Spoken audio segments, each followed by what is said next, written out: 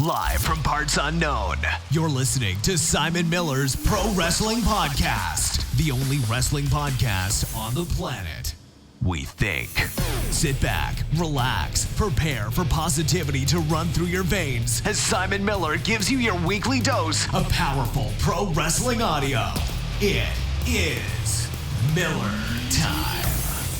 Hello and welcome to Simon Miller's Pro Wrestling Podcast, or show I should say. My name is Simon Miller. This is a wrestling show / podcast. Thank you very much for joining me this lovely weekend. Well, it depends where you live. If you're living in England right now, you know, it's horribly cold and bitter and rubbish, but that's why wrestling is here to warm us all up. If you've never listened to the podcast before, thank you so much for joining me. And if you have, you'll know this is the episode that always drops around a weekend at some point, and it's where I reach out to my patrons at patreon.com/SimonMiller316. That is what allows me to do all of this stuff, my personal projects, my videos, and of course this show.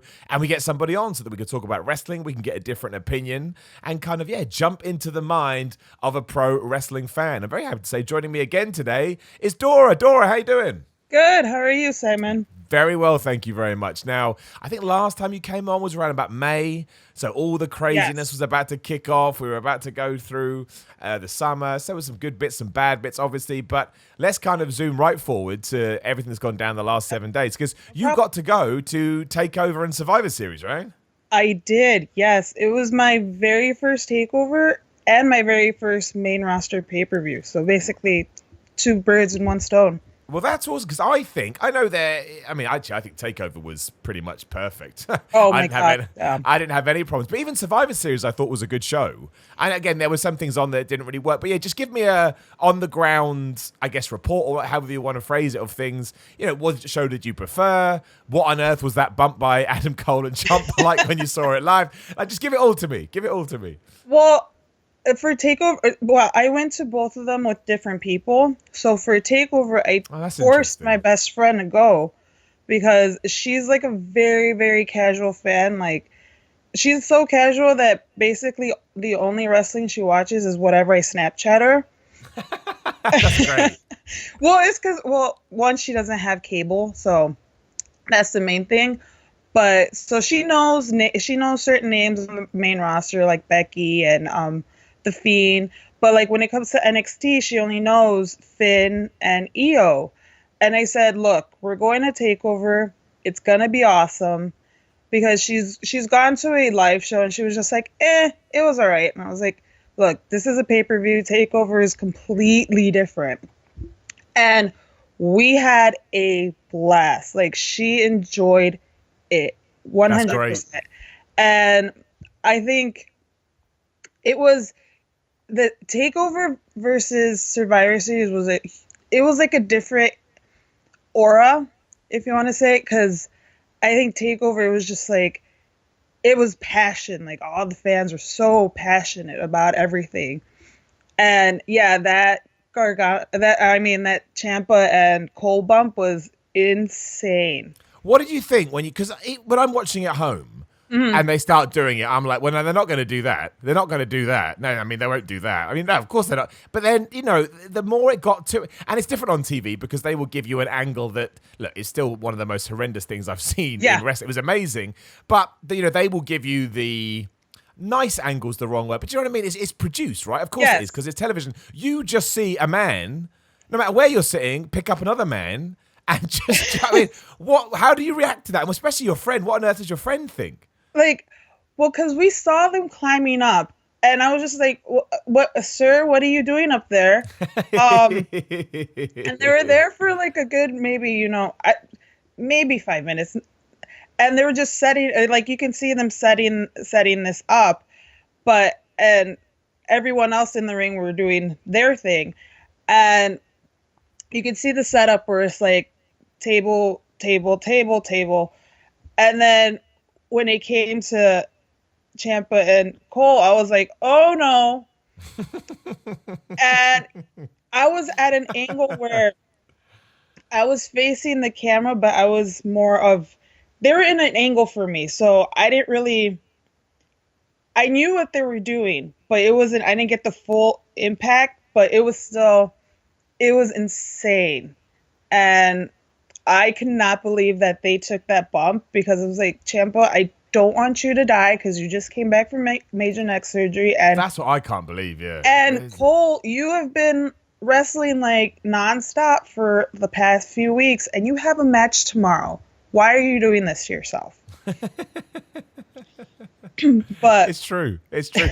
do you think, like, I don't know what I think about this. I've been thinking about it ever since. Obviously, a big debate broke out about what wrestling's becoming or what it is. Blah, blah. Do you think it was too much? Or do you even think there is a thing, you know, if everybody agrees that they're happy to do it, do you even think there is something as too much? I don't know.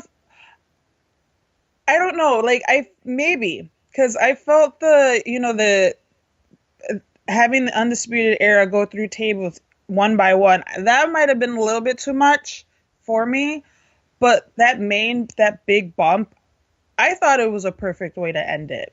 I did. I mean, because it's one of those things as well where no one really wins or loses. Right. Like when you see it end like that, you're like, well, I don't even care. Like it doesn't even. Wins or losses actually don't matter right now because I've just seen a man pretty much be killed in the middle of the ring. How on earth he came out and did Survivor Series the next day, I will never understand. Oh, I know. And Survivor Series, that was awesome. I mean, I was in. For Takeover, I was on the lower level. For Survivor Series, I was up in the nosebleed. But being that it's the All-State, you have a good seat anywhere because it's not a huge arena. Yeah. So it was a blast. Like, I will say, halfway through the Styles, Nakamura, and Strong match, I did lose my voice. But that did not stop me from screaming the rest of the night. And it was completely different because you did have your casual fans there that didn't know some of the chants or didn't know some of the NXT people, and then you had your hardcore fans like me who knew the NXT people and were even screaming for like Tony Storm and Walter, who people really didn't know who they were. But that Cole and Pete Dunne match was great. I don't know how Adam Cole was able to come out there and put on that match. Oh no, it's otherworldly. Like the whole thing is just, it blows my brain. Like it absolutely blows my brain because like I'm not trying to compare myself to these guys, but sometimes I will do a tag match, obviously over here in Britain in front of a small crowd, and so you don't do much, and I'll wake up the next day I'm like, oh, I hurt. He goes out there in front of like 15,000 people, kills himself, walks out 24 hours later. Yeah, bro, I'll do it again. Yeah, so, mate, it's amazing. Yeah, absolutely amazing. The man is, it was incredible. And what did you think about the women's War Games as well? Because obviously the first one we've ever seen. I've seen people sort of debating what was better, the men or the women's. I think that kind of means they both did a great job because if you have that debate, then everyone must have. I thought it was a great match. I thought it was a great match. I thought it was fantastic for it being the first War Game match. I did miss the pre-show, so I didn't see when Mia Yim got replaced by Dakota Kai. But the moment she came out, I was like, "Oh, are they gonna do what I think they're gonna do?" And yes, they did. She destroyed Tegan Nox, and I was very shocked at that, even though I did see it coming, but I was shocked. But other than that, I mean, it was great. I thought the War Games match was great. I did miss the spot where I guess Rhea handcuffed herself to Shayna. I'm not surprised, but that must be hard to see when you're there live. That was hard to see because again, I was at an angle from where they were at. And then they did show it on the big screen. But I even missed that because I wasn't paying attention. And my friend's like, no, that's what happened. That's what happened. And I was like, oh, all right. That makes sense then. No, I get that. Small things like that you can't... Yeah, when you're live. I think that the cool thing about live is you get the atmosphere. Yes. Yeah, you can never get the whole experience for that very reason, right? Because right. You can't see everything that's going on. And that's a small thing. Getting a pair of handcuffs out your back pocket and then, handcuff. Great finish, though. Oh, man, I loved it. Great, yeah. Rhea Ripley especially. Like, she has...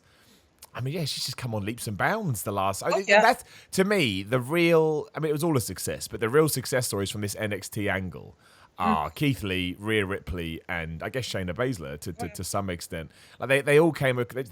they all just came across like superstars. And...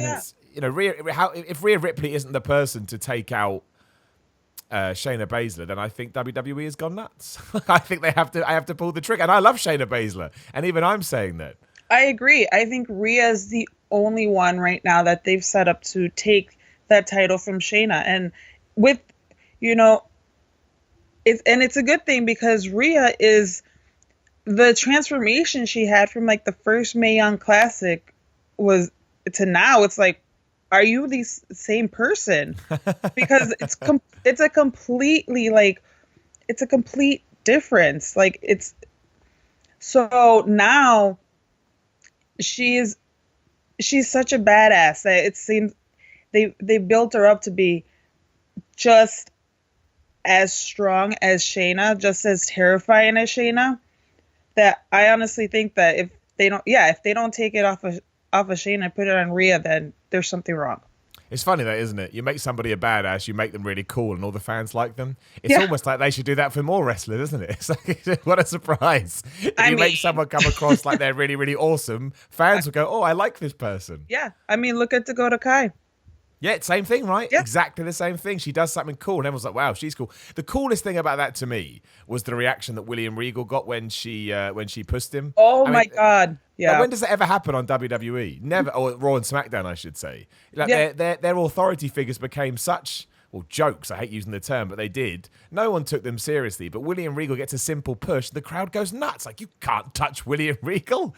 Oh yeah, that the man is cherished by all. Like, we all love him, and it's like, excuse me, how dare you put your hands on him? Yeah, and that's how it should be. He's an authority figure. He's in control. And that's the kind of, feeling that you should be getting to the people watching, that this is our, again, the right word. This is our authority. This is the dude in charge. You don't muck around with him. And if you do, he will make you pay, whether you are a good guy or a bad guy. Right. And I kind of thought, like, I think I read it, I don't remember where I read it, but somebody said we should kind of try and establish that kind of character on Raw and SmackDown. And while I think it's probably too soon now, when naturally it comes back to that, I really hope they take that model, because somebody can do that job forever, and because they sort of play it right down the middle but also have the respect of the fans and the wrestlers, it works wonderfully. And you don't just have random matches being thrown out there. I just thought it was a real eye-opener for me. I was like, that's cool.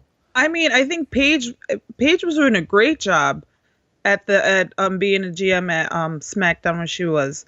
So I think if they have an authority figure, but if it's like Regal and Paige where they don't butt in at all, and you only see them like, hey, once in a while, where it's like, hey, I'm gonna make this match because you two are fighting, then I think it would work. But if we're gonna have an authority figure like freaking Shane McMahon and putting himself in storylines, then what's the point?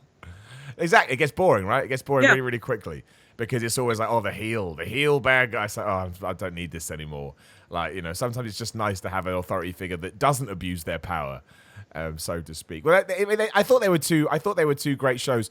I guess because you were there live as well, we should talk about the red light with the Fiend, because that seems to be I don't mind it. I don't, and I know I'm in the minority here. But what is it like when you see it live? It wasn't that bad. It wasn't as bad as I thought it would be.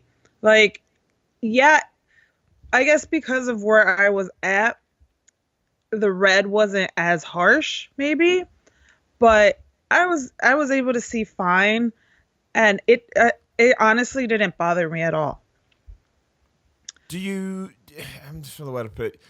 If you had the choice, if you were in control of the light switch, would you turn it back on though? I guess that's another way to look at it, because some people just don't like it. I understand the criticism if you're there live, but like you said, it didn't bother you that much. So if I said, right, you're in charge of the lights, would you flick it back on or no? You know what? Maybe, because I honestly think it's stupid. I think, putting his matches in red, I honestly think it's stupid. But then again, they're trying to put him off as this like monster and whatever. But honestly, did we have like special lights for The Undertaker when he had his matches? No, we didn't. And we didn't have a red light for Kane during his matches either. So I don't know. I personally, I would turn the lights back on and, get rid of the red. I love we get to have this conversation in wrestling. I would turn the lights back on. I think it was a bad idea to turn off, because I remember they did try it with Kane in his first couple of weeks. I remember he had a match with Mankind on whatever the first pay-per-view after Bad Blood was in '97. They tried it there, but then I can't remember. Well, no, it was 22 years ago. It's okay, yeah. But I mean, the thing was, they did that then, and then clearly went, "No, it's a bad idea." So they changed their minds. But this one, they really do seem to be sticking with it. There's this conspiracy theory going around that one day Bray Wyatt will have a match in the light, and it will turn out that it's actually the red tint that brings him his power. But if we do that, I'm going to stop watching wrestling, because that's the dumbest thing I've ever heard in my time. Oh, but you know what? I can totally see them doing that too.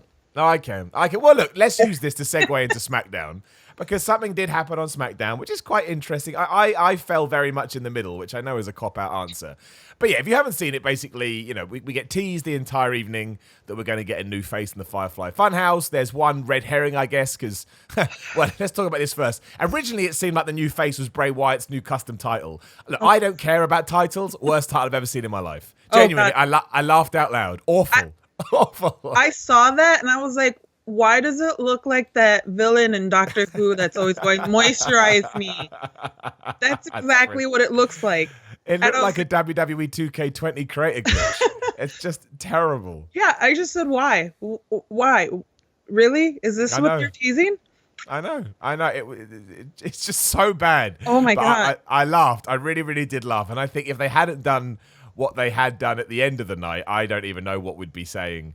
We'd be saying today. But yeah, it got me a proper laugh. However, that did turn out to be somewhat of a red herring, because then, later on in the night, Daniel Bryan comes out after teasing whether he's going to accept the Fiend's challenge to a round 2. He re-embraces the yes movement, which I actually did like. I thought that was a nice moment. But then Bray Wyatt comes out of the ring, and I really want to know when the hell we started doing that. What is this obsession with people coming out the ring? Anyway, he came out of the ring. He drags Daniel Bryan into hell. That's what Michael Cole told me. He got dragged into hell, and I was like, Michael Cole, that is not hell. Just so you're aware, hell does not live down there. And, he basically either rips off Daniel Bryan's beard, or he rips off Daniel Bryan's hair. And I know a lot of people have thought that it was quite stupid. I'll give you my take, and then Dora, I want to hear from you. But I was kind of like, my thing is, actually, within the Bray Wyatt character, it's pretty screwed up, right? It's pretty screwed up to do to get this sort of sensation of actually ripping somebody's hair from the root. But the thing that really got me, and I understand I sound like a massive wrestling nerd, and I talked about this on Ups and Downs too, if we're going to do something with somebody's hair, why don't we just go old school and tie that into the match? Because to me, of all the characters you've got, Bray Wyatt is the guy that can actually, as silly as it sounds on paper, he's the guy, if you do it creepy enough and make it a bit off-putting and terrifying, you're probably going to go, well, that's really, again, that's a weird thing to offer. And then Daniel Bryan can, sell it that way. But to just do it, I mean, it does make me want to tune in next week to see what Daniel Bryan looks like. But I'm going to get that anyway. I find it crazy that we pull the trigger on stuff like this so quickly. And it's a minor point, but I can't help it. That was my big takeaway. It's like when Baron Corbin just chopped his hair off. I was like, but we can use this. This is good story stuff. Yeah. I mean, I look back in the hair versus hair match with Victoria and Molly Holly. Look at how great that was. And yeah, I totally agree. That I think they do need to bring back that hair versus hair match, because I don't know why, but I would really like to see someone being shaved, being cut off, having their hair cut off, but because hair is very important to people, and yeah, it is. Yeah, it's true. So I don't know what Daniel Bryan's new look is going to be. I kind of I like them as this with his long beard and his long hair, but then again, when he was, I don't want to see him clean shaved. That's the only thing. I think I really like him with the beard, but I don't know how he's gonna look like with short hair and the beard. But maybe he has long hair and no beard. That'd be even weirder. Lord. No, that'd be strange. That would be strange. And I honestly don't know how his daughter would feel if she saw him without the beard. She might be terrified. She might be confused, right? He's had that beard for a while. Yeah. But no, that was I'm the same as you. I was just like, and I know a hair versus hair match is dumb. I get it. And people go, well, you can't have Bray Wyatt challenging for hair versus hair matches. Well, you can. Yeah, you can. You just need to come up with a way to do it so it doesn't feel cheesy. That's the job. That's the idea. And like, think about it. Like, how would it, if you had this stipulation, then people would say, but the Fiend, how would the Fiend look like without his dreadlocks? Like, exactly. Yeah, right. That works. That works. That totally works. Exactly. And even if you just want to do Daniel Bryan's hair and Bray Wyatt's Universal Championship, that's okay too. Like, you know, you can do that. Have it as a stipulation. And also, to me, that kind of justifies the second match. Again, being massive wrestling geek here. But really, Daniel Bryan should not be having a second championship match because he got absolutely whooped at the Survivor Series. Like, you know, he lost fair and square, but I love Daniel Bryan so much. I mean, the highlight to me was his, re-embracing of the yes chants. Just because, you know, for the first time in ages, WWE really gave it some depth. You know, The Miz saying to Daniel Bryan, like, you can't fight the Fiend because Finn Balor turned on the fans and Seth Rollins is turning on the fans. And it was all after they had these run-ins with the Fiend. And basically what Daniel Bryan has done is he's gone the other way, right? He's now re-embraced the fans, and I really hope that WWE continues to play off of that because I just thought it was really, really cool. And it makes Bray Wyatt more than just a wrestler. Like, he has an effect after you've been on the ring with him. And that's what I think characters like that need. Otherwise, why are you even doing it? So, yeah, all of that I thought was absolutely phenomenal. But then... yeah, we do a weird head shaving, albeit I don't know what it was, and I was a bit like, I understand that it works. This is a good. It does make you, again, like I say, it does make you want to tune in next week. But when you're doing wrestling, I don't know. I just think it's such an old thing to do. I don't know. It just surprised me. I mean, it's one of the old stipulations that we haven't seen in a while. That sometimes some people like that nostalgia, and that's one of the stipulations that you would want to see back instead of like having like something on a pool match. Yeah, I don't want to see them anymore. Yeah. Yeah, no. So, yeah, I wouldn't mind. I wouldn't mind a hair versus title match, but yeah, it's going to be interesting to see what Daniel Bryan's going to look like and how his story is going to play out. That's the other thing, yeah. I mean, is he going to go and lose again? I mean, you know, what do we do with him then? I mean, again, he's just re-embraced.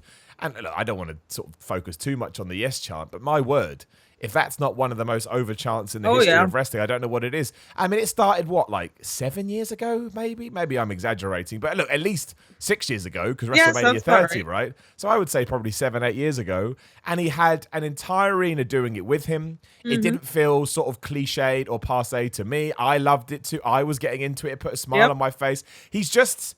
look, Daniel Bryan, as good as he is, and as amazing as the journey he has been, I think we're going to look back and go, he was underrated. I really think that. I think he's one of the best ever. Definitely underrated.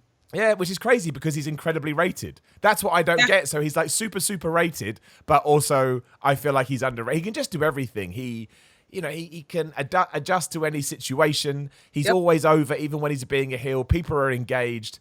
Why we don't just push him to the moon? I guess we kind of do because he is in the Universal title picture. But I guess with the right tweaks, I think he could be a champion for like years and years and years. And obviously, we're not going to do that. No. So an interesting twist. I mean, I imagine they're going to fight at TLC.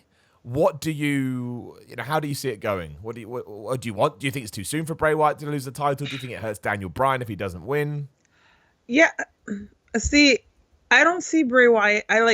If I was booking it, I wouldn't have Bray Wyatt to lose until maybe WrestleMania, because I think WrestleMania would be a perfect chance to have him drop the title, have someone build someone in order for them to get to that point where they can take the title off of him. But again, when it comes to Daniel Bryan, it's like, oh, he's lost twice. But it's Daniel Bryan. You're right, He's been able to get through a lot. Like, he got through that horrible Cass feud.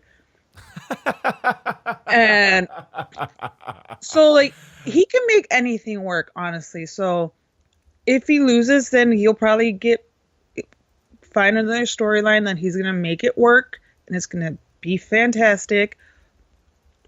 So, I'm not so worried about Daniel Bryan. I'm more worried about them ruining the Fiend, which yes, they already have with that Hell in the Cell match.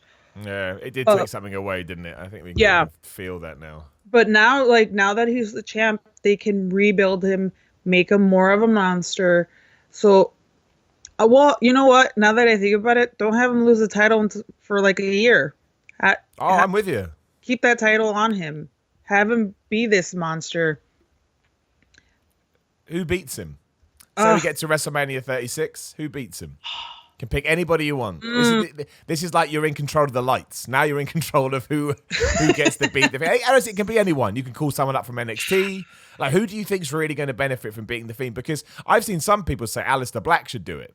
And at first I was like, well, and I actually thought about it. I thought, well, no. Why not, right? If you're going to properly push somebody, why not someone like Aleister Black? I think he could, and I think he could fit that role because, he's a bit weird and alternative as well. Yeah, I can see Aleister Black, but they're not going to do it. No, they're not. You're right. They're not going to do it because they're cowards. That is the best description of WWE ever. Nothing has ever said about that company that's more true. They are terrified to do anything new. It's true. Oh my God. Honestly, if I can totally see them doing Roman Reigns. Oh, no, that's my worry. I thought this last night. Like, he destroyed everybody last night. Everybody. Like, Dolph got it. Bobby Roode got it. And I was like, Baron Corbin got it. So this is amazing. It's old Roman Reigns again. Just ruins it. Oh, it really made me laugh. Really made me laugh. Yeah, I can totally see them doing Roman Reigns, but I don't know. Like, that's the thing. Like, just thinking about who would be able to defeat the Fiend. I would love to see Tommaso Ciampa. Why the hell not, right? You make him straight away. I would love to see that. But other than that, I don't know who. I don't know who else would benefit from it. I mean, we can do Kofi again, but that's not going to happen either. What do you think about Kofi? I thought this last night. I mean, I've stopped saying on ups and downs because I've made my point. But I thought last night especially was a real underlining factor that there is. Because, again, there was this conspiracy theory, or not conspiracy theory, but this fantasy booking that, he was showing, showing sadness when he was doing his promos. He ain't showing any sadness anymore. Don't get me wrong, that's not Kofi Kingston's fault. He's got a job. He's got to do what he's told. But yeah, they have absolutely just moved completely away from this world title run. He wasn't even allowed to. He had one promo, I think, when he said that, he was quite upset about it. And look, I love the New Day. I do. I think him and Big E especially are really fun. They're entertaining. But, having an open challenge to celebrate Thanksgiving match is not, even if we did somehow double back round to where, I'm really sad I lost the title, it would feel ridiculous. You'd be like, what are we talking about? Where did that come from? Are you surprised they did it? Because, I mean, I understand giving the title to Brock, but it's just the way that they did it. The way they did it was a total disrespect on Kofi Kingston and his reign. It was just like, really, I don't remember how many seconds it was, but it was like, really, it was this quick. You couldn't give a man like some kind of offense to like prove that, I'm a fighting champ. But it got, that match got me so mad. But then again, when it sucks because Kofi's been there for 11 years, longer than that, and he finally got his title, and it was long due, but then you're gonna take it off of him just like that because it's Brock Lesnar and you want to set up this Saudi Arabia match, and it's like, why did you do this to him? He's been loyal to you guys for this long. He's worked his butt off. He finally got his title, and then you just do this. You just throw away his reign like that. The thing that got me as well is I actually like this idea. Same thing with the Cain Velasquez thing. I kind of came, although I didn't like the Cain Velasquez match at all, but I kind of came around to this idea that people were saying, but actually, if you look at it like an MMA real fight, that's what can happen sometimes. People run in too quick and they get beaten. And you're like, you know what? That's perfect, but only if I get the rematch. Right. Like the story doesn't work unless I see that Kofi Kingston learns from it and then has a 10, 15, well, Brock doesn't, 10 minutes is fine, a 10-minute match with Lesnar. And then even if he loses again, better man won, whatever, spin it however you want. Exactly. That works for me as a narrative that can play out. But the thing that always, it's like Finn Balor at the Royal Rumble. I'm such an idiot. I totally believe the way they did all of that was Finn Balor gets all this offense, Brock Lesnar beats him, then he gets beaten up, but then Finn Balor gets another go. It doesn't matter if he wins or loses, but we never ever get to that point. And it's those little tidbits that always sort of wear me out a bit much, but it just makes me question why. That's what that's what comes out of my mouth, because they just seem so obvious to me. So when we don't do it, I kind of scratch my head. I'm like, well, we probably should have done that, but obviously we're heading in different directions. And now in terms of Brock Lesnar, he's off TV till January, I think, for the Royal Rumble, so he's gone again. So I just thought that was a real shame on in terms of SmackDown. Although we should also talk about when it comes to SmackDown, my word, it was the night of all the returns. Not only did we get a Sheamus vignette, Sheamus video, and he's the old Sheamus now. His hair's gone back to normal. Elias just popped up in a segment, so he's back. But we also had Alexa Bliss saving Nikki Cross, which I actually quite liked. I thought everything else in that segment was rubbish, but I loved Nikki Cross, Alexa Bliss coming out. I just love the chemistry between those two. I just think it's wonderful. Yeah, they had like a weird chemistry in the beginning where I don't know if it was just their characters, where you can tell that in the beginning Alexa was a little annoyed with Nikki, but then Nikki, like, she wore her down with like her happiness and And so now it's just like, now you see those two together, it's like, oh, they're back. And this whole night of returns it was awesome, because I wasn't expecting Sheamus, nor was I expecting Elias. Granted, I'm not the biggest fan of Elias. No, I'm not. I realized that last night. I was like, okay, great. Right. It's like, exactly. You're back. But when Sheamus came back, I was like, yay, finally, he's back. But I was also saying that because I knew of his injury. But then when they had the whole Cesaro Nakamura tag team match, I was like, but Sheamus is back. Just put the bar back together. They're a great tag team. You guys need tag teams. That really made me laugh. On the first, the first hint we get of Sheamus coming back and Cesaro goes and teams with Shinsuke Nakamura, I was like, that is like, you somehow your ex-girlfriend comes and works with you, so you just like date a colleague straight away, just like, I'll show you. That really, really, really cracked me up. Like the weird thing, and why? Well, look, there were so many question marks I had over SmackDown.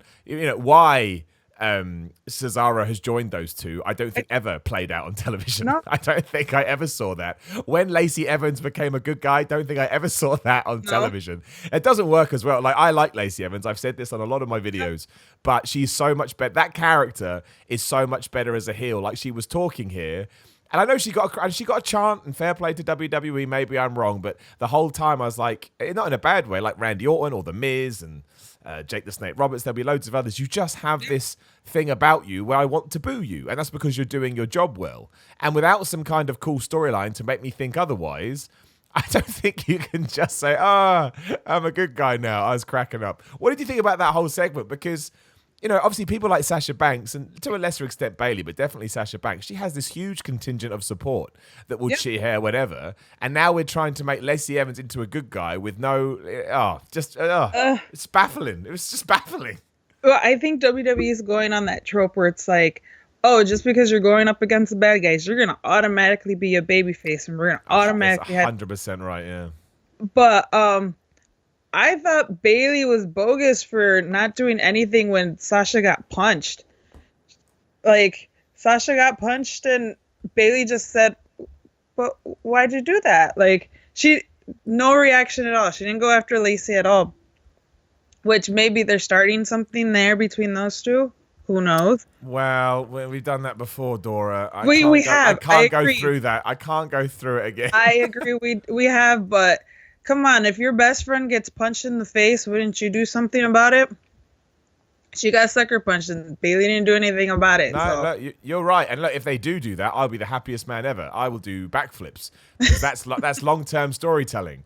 But I remember when they were feuding, and then they weren't feuding, and then they went to, what was it called, friendship class? Yeah, they went to counseling. Yeah, that was awful. Yeah, I agree. Terrible. That was awful. That entire summer was awful between those two. It's just like, just pull the damn plug already. They wanted to basically copy what they'd done with Team Hell No, but the problem was with Team Hell No, it was played for laughs. It was actually quite funny, but this one was deadly serious. It was like, what are we doing? So look, I hope you're right. I want to see the Becky Sasha feud, but then again, who do you turn face in that? Not that it matters, do whatever you want, but because you can't. To me, you can't turn Sasha face. No, she's Sasha cannot be face. She's finally a heel, and it's like Sasha's better as a heel. But Bayley's just changed her whole look, though. That's the other thing. Like, how on earth can she be a heel for like 8 weeks and then go, no, I changed my mind. I changed my mind. I didn't mean it. This is, I know. And it sucks that WWE can't do a heel versus heel, because having those two as heels going after each other would be awesome. But it's not going to happen because one has to be a baby face. Yeah. This is how we build our company around. It's just like, why? Why? And I will say, I think I enjoyed SmackDown more than some people did. I thought because I try and focus on the matches as well. I thought all the matches were, well, not all of them, but 78% of them. Like the Roman Reigns Bobby Roode match was a good match. The championship match, the tag championship match was a good match. Ali versus Drew Gulak I thought was excellent. I know it didn't last very long, but I was just like, this is what you can do, WWE. You don't need to have Braun Strowman come out there and eat somebody alive. Just put two really good wrestlers in the ring, and whichever one you're pushing right now, obviously in this one being Ali, let them win, right? And that's okay. And when Drew Gulak's time come, as I hope that it does, although I doubt it, then let him do it. But I don't need this, we're going to have... I just don't get... That was just perfect for me. And of course I would have liked it to have gone longer, but I get it. There was a lot to get in. But yeah, that to me was just... It was just excellent. It was just really happy. I was just like, great. Ali got a good win against a good opponent. Yeah, I thought SmackDown was actually pretty good this week. I wasn't as bored as some other SmackDowns have been. But yeah, these matches were great. Like even the first match when, Bobby Roode and Roman, I was like, oh, I don't really want to see this, but okay. And then as the match was going, I was like, all right, I'm into this. And then, Roman throws a table on him. I was like, I'm definitely into this now. Yeah. Make him look, if you're going to have him take out loads of people, make him be a super badass. Yeah. 100% make him a super badass. Like, there's nothing wrong with that. And I understand that people be like, oh, but I'm so bored of Roman doing it. Yes, but the problem with Roman before is that we kind of, we're in this halfway house. We're going to push him. We're not going to push him. Let's just go nuts. And that's what they did. They went nuts. And I don't really want to. The Baron Corbin feud doesn't do much for me. Ugh. But let Roman run through him. Just let him run through him. I mean, again, I agree with you. I'm worried that it ends up at Bray Wyatt, but we'll cross that bridge when we come to it. But just let him whoop Baron Corbin's ass. At least then I get to see somebody whoop Baron Corbin's ass. Exactly. Someone needs to whoop his ass.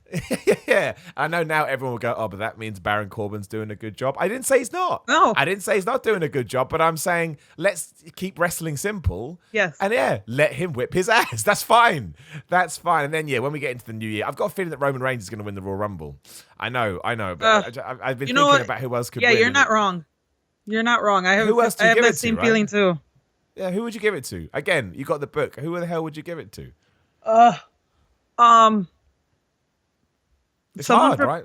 It's hard, but me being NXT biased, I would say someone from NXT just to push them.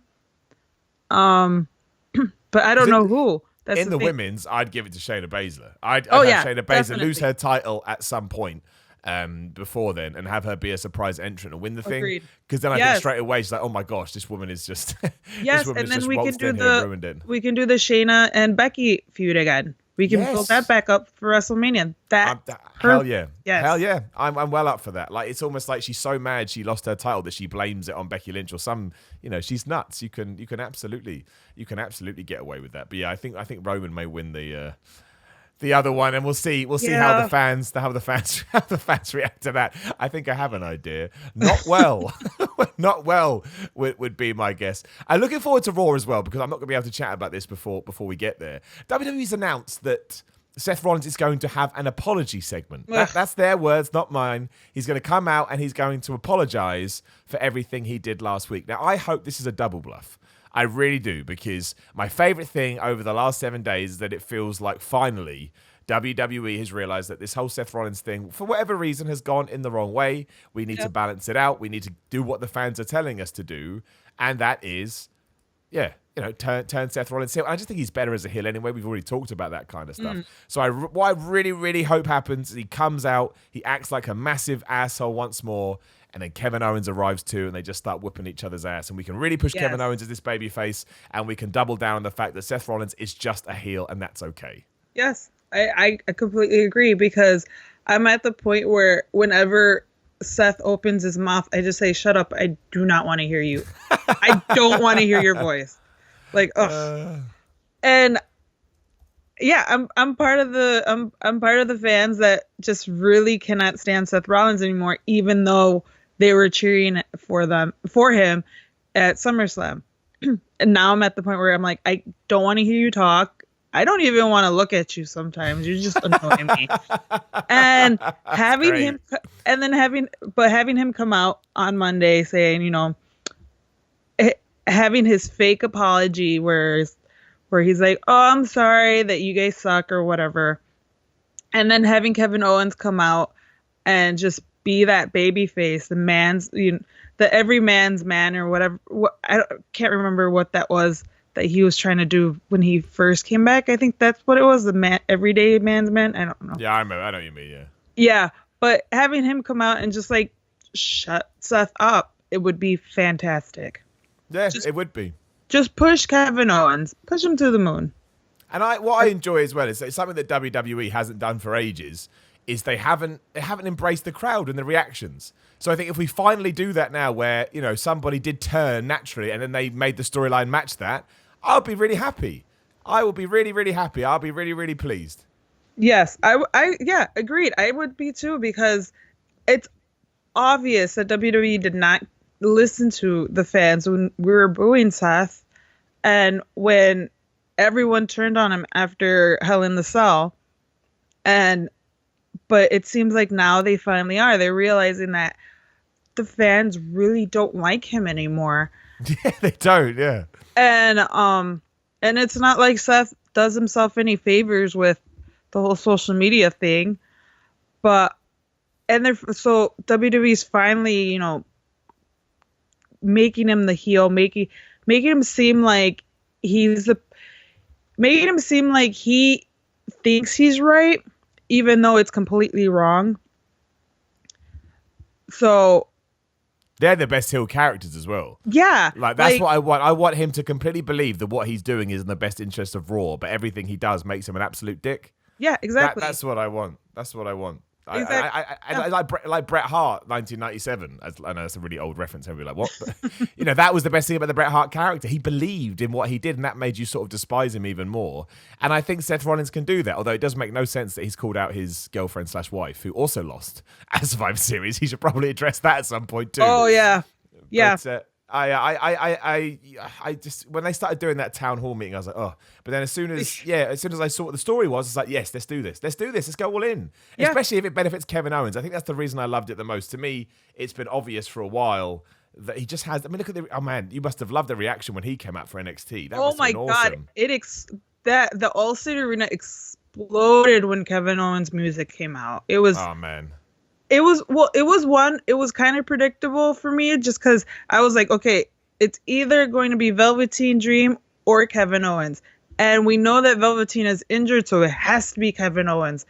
And even then, when his music came out, I screamed. Everyone screamed. It was one of those pleasant shocks. Like, we knew it was happening, but we didn't see it coming. Yeah, they're the best, right? The reaction was just, and that doesn't happen for everybody. I think we should jump on this. Kevin Owens to me has some momentum right now. I think we should do it. I think we should do it. Yeah, we should totally have Kevin Owens destroy Seth Rollins because that's what the people want. Exactly. And there it is. That's what the people want. Talking of that, before we do wrap up, I have to ask you about AEW, Dora. We've never talked about AEW. I need to know, are you enjoying it? Are you not enjoying it? Like, what's your take? Because we seem to have got to a point now where, thankfully, some people can come out and say, "Hey, man, not my deal," and they don't get shot in the face, which is a nice world to live in. Like, are you enjoying it? Are you not enjoying it? Do you find it hard to get in because there is so much wrestling on TV? Obviously, you're a massive NXT fan as well, so how do you balance that out? Well, I do enjoy AEW. I do watch it, but the way I watch it is I watch NXT live and I'm recording AEW at the same time. So once NXT ends, I'll watch AEW. But the only problem is with this is that because I'm watching AEW so late, is that I normally work out like at late at night. So I'm working out at the same time that AEW's on. So I'm trying to multitask. But at the same time, I'm like, okay, I'm able to catch everything. But I am enjoying it. I mean, there's still things that I think they need to work on. But overall, I think it's great. I think it's a great alternative for people who don't like WWE or are tired of WWE. It's very some matches are a little difficult to get into because yes, we don't know. Some people don't know who these wrestlers are. Yeah, I agree with that. But I think the way they're structuring it right now with the women's division, it needs to change. I am just like everyone else is saying, I agree they need to like focus more and rework that women's division. But again, they're still in their infancy, so they're still working the kinks out at the moment. Yes, it's been like 9 weeks. I think we forget that too, and I agree with you. My major criticisms, just for where we are at, would be matches are too long, not really establishing who these people are. The women's division is just so random. Like we're just going to take 4 women and put them in a tag match. That's kind of strange. But you forget that we're just over 2 months in, right? And these things are going to take time. Doesn't mean you can't be critical. Of course you can. That's certainly your right. But yeah, overall, I think I'm like you. I just like that it exists. I like that I get a different cast of characters. I get a different presentation. It feels a bit more gritty than WWE. I don't know whether that's a financial thing, but I just like it. It just feels fresh, and that's what I'm always looking for when it comes to WWE stuff. I mean, it feels fresh, and like if it wasn't for AEW, like we wouldn't know some of these great indie stars because a lot of us don't go to indie matches or indie promotions. So we don't know who these people are, but now that AEW is signing these people, we get to see this talent, this new talent, which is great. Yeah, no, I couldn't agree with you more. And I just like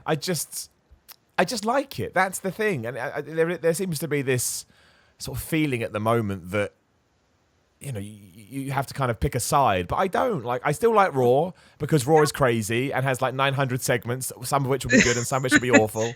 Yeah. SmackDown I find a very interesting show at the moment because I don't think it quite knows what it wants to be as it beds in on Fox. And then with All Elite Wrestling, I get the indie style of wrestling, which I do enjoy. I do enjoy it, and I get to see a company literally in its infancy, growing in front of my eyes, which I also like as a fan. Yeah. That's it. Do you buy into the ratings battle at all? Like, are you focusing on that? Because I enjoy it from a statistic point of view. Like, I'm a big sports fan, right? So I like seeing shots on goal or possession. I don't care, but I'm interested by it. And that's why I get excited about the ratings, because I just want to know what people are watching. But ultimately, it means nothing whatsoever. Like, if I got 2 hours of entertainment out of it, who cares? I don't really follow it. Like, I don't really care, but in the back of my mind, I always think, if the ratings are horrible for, NXT, Vince is going to take it over. That's my only worry. That's true, yeah. But other than that, like, I don't follow it at all. Like, all in all, Wednesday is a great day for wrestling. Whether you like whether you like AEW or you like NXT, it's still great. We have two amazing shows that are on at the same time, and whichever one you want to watch, you can watch. And nowadays we have DVRs. We can record TV if we wanted to. So you can record whatever you're not watching live, and then watch it later. That's the beauty of technology now. It's like you don't really have to choose one or the other. You can watch both of them if you want. Yeah, no, I totally agree with you. That's why I like it. Because I know some people now just watch AEW. I'm like, great, good for you. You're back into wrestling. That's it. That's exactly what we're gonna need. So, yeah, okay. On that note, we will wrap this up. Dora, thank you so much for your time. I appreciate it, and I love the fact you went. I love the fact you got to go to. Both, what do you call it, Survivor Series and NXT TakeOver. I just think that's a great weekend all around. What did you think about going to Raw and SmackDown as well, or were you like, no, that's too much? Because it's a lot of money as well. Yeah, it was a lot of money. Like, I don't know, I didn't really consider going to Raw or SmackDown, and then when NXT announced that Dynamite was going to be here the same week, I was like, well, I don't have money for that, so that sucks. But no, yeah, Raw and SmackDown weren't really in consideration for me, just because it's Raw and SmackDown. I'm just like, because I've been to Raws live, and I was just I get it. Yeah, I totally get it. No, it's the law of diminishing returns, isn't it? Especially when you're spending that much money for a weekend. It's like, I don't want to spend any more. Well, I'm glad you had a good time. I'm especially glad you got to see all that carnage in NXT TakeOver. That's just excellent. That is. Fantastic. That's just brilliant. And let me know any other shows you go to, because I'm always intrigued. And also, Dora, thank you so much for the support. I really do appreciate that as well. I should throw that out there too. Again, yes, if you want to come on the podcast, you can. Patreon.com/Simon316. I'm on Instagram and Twitter at Simon316. Why I put that 316 there, I'll never know. But hey, I've done it now. I can't undo that. You can buy some wrestling merch of mine at simonmiller.bigcartel.com, and I have a YouTube channel. Just search for Simon Miller. You'll see me in your wrestling gear. And yeah, you can watch the podcast. You can watch some of my Darth videos. You can check out some of my wrestling matches that I'm putting up there. And all other kind of stuff like that. But look, enjoy your wrestling weekend. And of course, we'll kick this off again on Tuesday once Raw is done. But enjoy yourselves. Thanks for listening. Goodbye.